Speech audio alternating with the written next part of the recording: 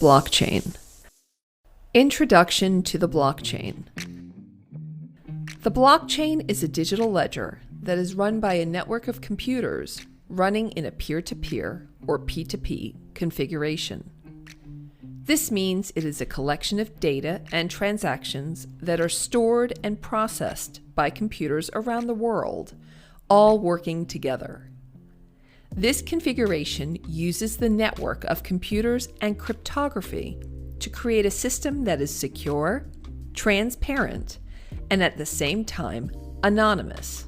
But don't worry if this doesn't make sense now. We'll get to it in just a bit. There are two terms that you will need to understand: centralized platforms and decentralized platforms.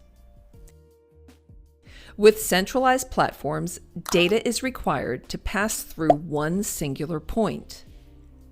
That means you cannot physically send or receive any information without it going through that one single point, which is often a server or hub.